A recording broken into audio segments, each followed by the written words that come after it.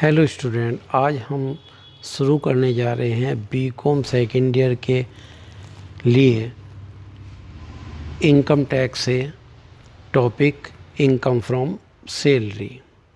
जैसे कि स्टूडेंट जानते हैं कि इनकम के 5 हेड हैं और 5 हेड में से पहला हेड जो इनकम का है वो है इनकम फ्रॉम सैलरी। तो स्टूडेंट आज हम शुरू करते हैं सैलरी इनकम।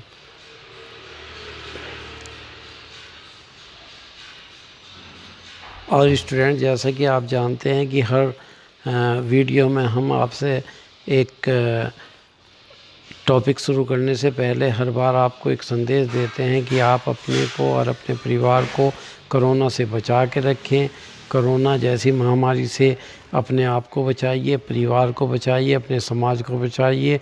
और उनके बचाव के कुछ तरीके इस आपकी स्क्रीन के सामने भी दिए हुए हैं।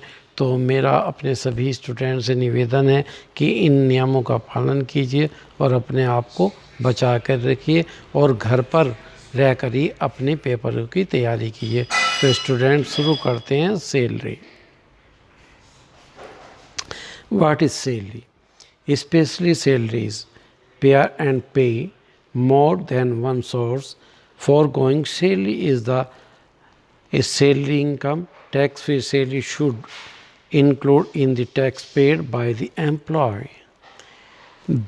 Basis of charge: salary is chargeable to tax when it is due to be paid, whether it is paid or not. Salary is chargeable to tax when any amount is paid, whether it is due or not. What include in salary? So let's start. Chart showing computation of income from salary. First, salary and wages. Second is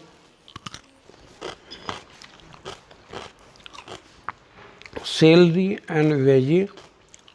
Salary, advance salary,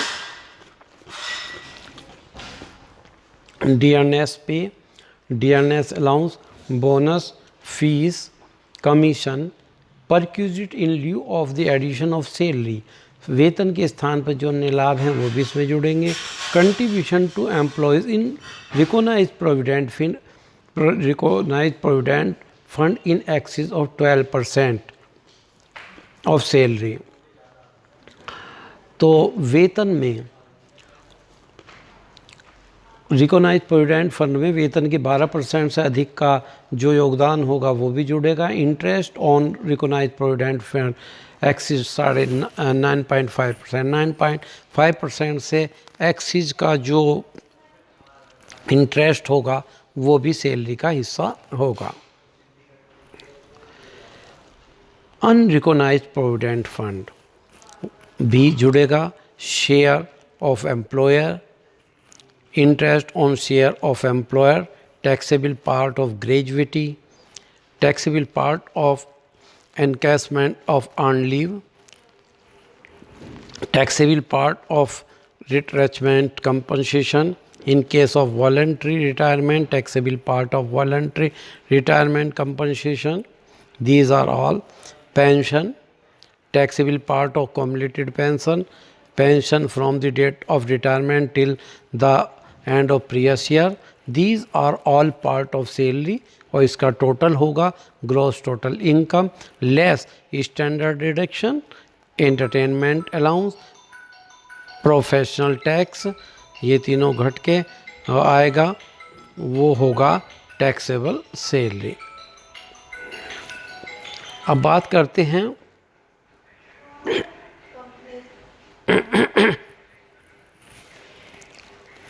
house rent allowance. House rent allowance जैसे कि पता है, house rent allowance एक ऐसा allowance है जिसका कुछ हिस्सा टैक्सेबल होगा और कुछ हिस्सा इसका टैक्स फ्री होगा। तो इसकी गणना कैसे की जाएगी, इससे संबंधित रूल आपके सामने है। The least of the following is exempt from tax: 50% of salary where the SSC lives in Mumbai, Delhi, Chennai and Calcutta, and 40% in other cities. Actual HRA received, excess of rent paid over 10% of salary. Expected exempted amount equal to least of the above. इन तीनों में जो सबसे कम होगी वह exempted amount होगी और taxable amount जो होगी वो actual HRA received minus exempted amount. Salary, what is the meaning of salary? Salary of HRA means basic salary, commission if based on fixed percentage of sales and DA if it is the part of the retirement benefits. तो यहाँ पर देखा student कि यहाँ पर आपको HRA के 3 नियम है. वेतन का 50%, वास्तविक भत्ता और वेतन के 10% से अधिक भुगतान की गई किराए की राशि. इनमें से जो सबसे कम होगा वह कर मुक्त होगा और कर योग्य जितना हमें मिलेगा कर मुक्त घटा के जो बचेगा.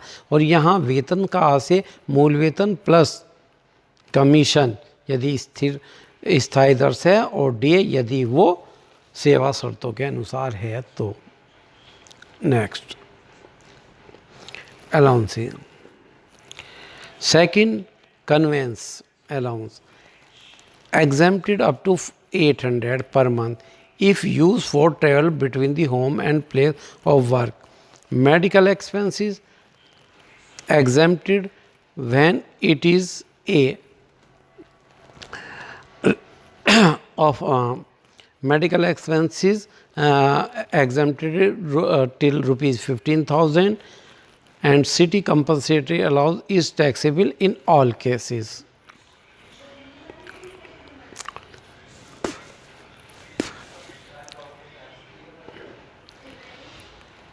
Tiffin allowance is a taxable allowance. Tea and snacks during the office hours are not charged to the tax as a perquisite, while free meals in excess of rupees 50 per meal is a perquisite. Servant allowance, it is taxable.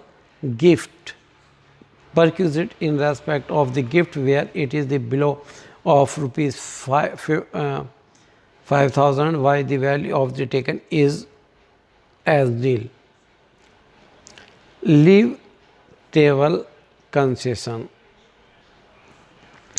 This exemption is available to Indian as well as foreigner. The amount exempt under this clause shall in no cause exceed the amount of expenses actually incurred for the purpose of such travel. The value of any LTC received by or due on an individual from his employer for himself and his family in a connection with this proceeding on leave to any place in India is exempt. And from the employee or former employer for himself to his family in connection with his proceeding on the leave of any place in India after retirement from his service or after this termination of his service is exempt. Next. And now is a provident fund. Especially there are 3 conditions: statutory provident fund, recognized provident, unrecognized. Employees contribution, deduction under section 80C, under section 80C and no deduction in unrecognized provident fund. Employer contribution and interest exempted. Annual action is taxable.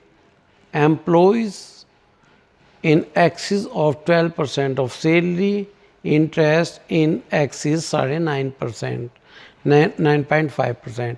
No exempted per year. Lump sum lump sum at the time of retirement in statutory, exempt, recognized exempt, employer contribution and interest their own taxable. स्टेटरी specially होता है सरकारी कर्मचारियों के लिए, और recognise और unrecognised दोनों ही private कर्मचारी के लिए होता है। रिकॉग्नाइज आयकर कमिश्नर द्वारा रिकॉग्नाइज्ड होता है और अनरिकॉग्नाइज की परमिशन नहीं होती।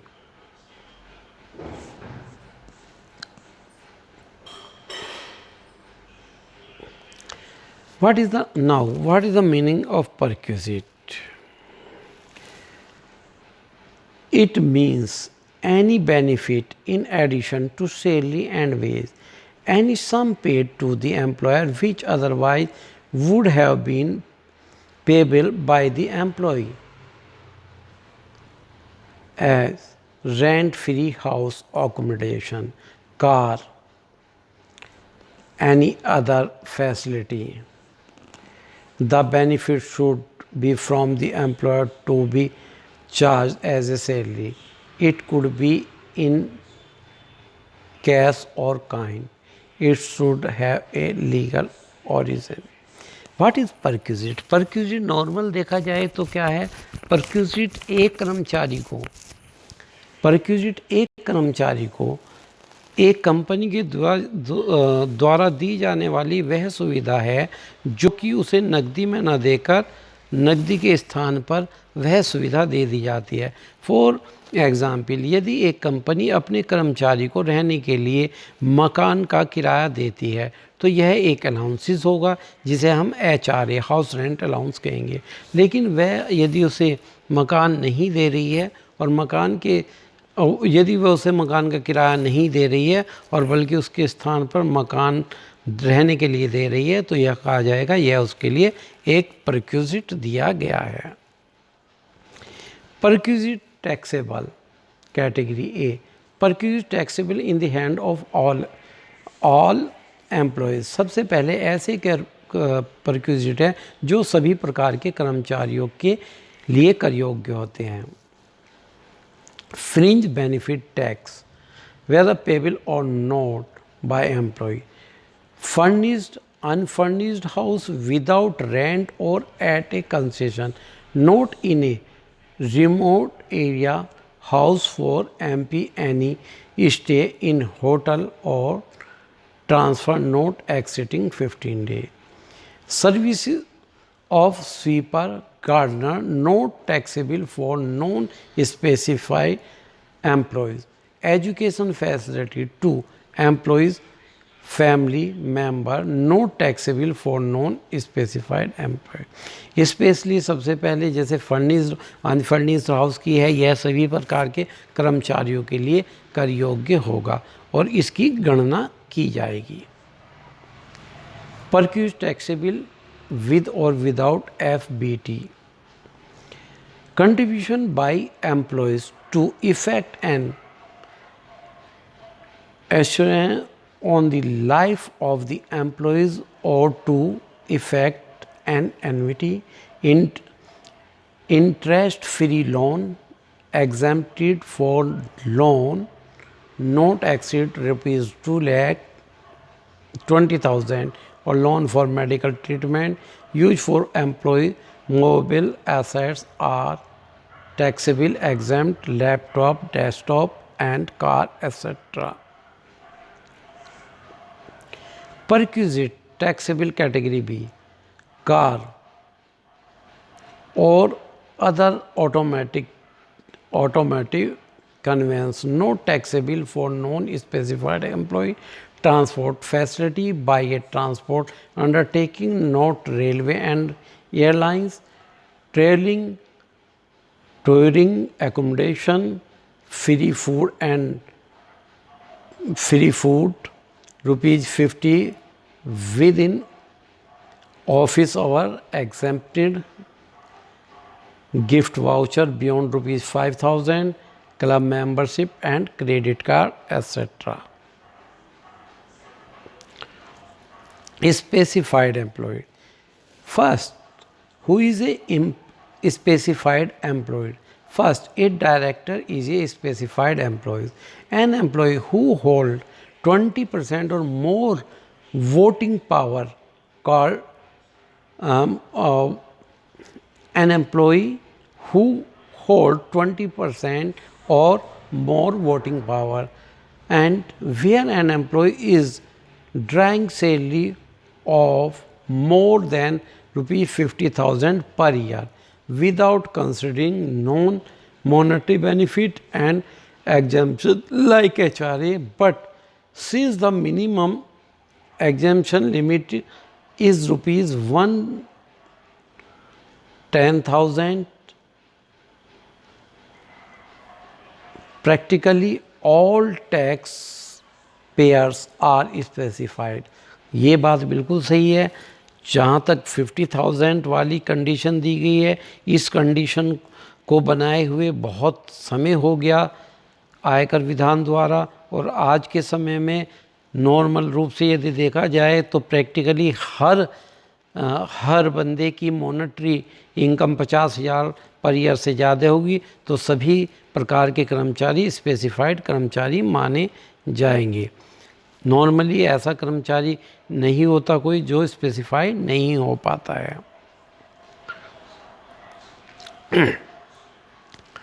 Rent free unfurnished accommodation classified as a central and state government employees, private sector employed, etc.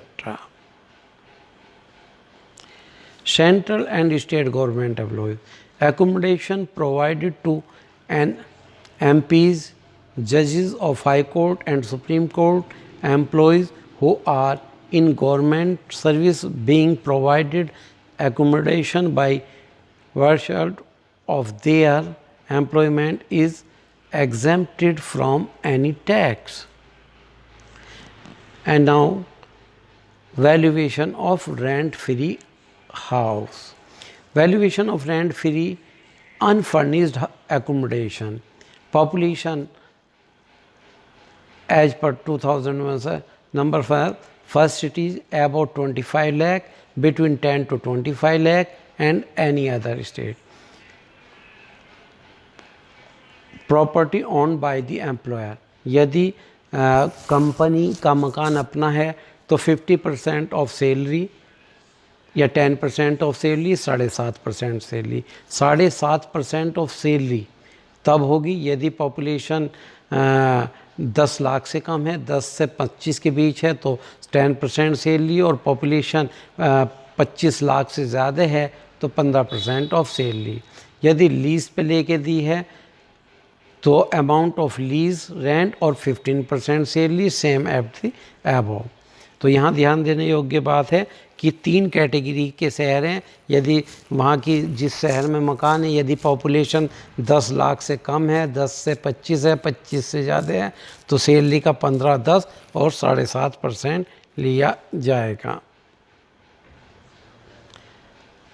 And now, what is the meaning of salary for the purpose of calculation of HRA?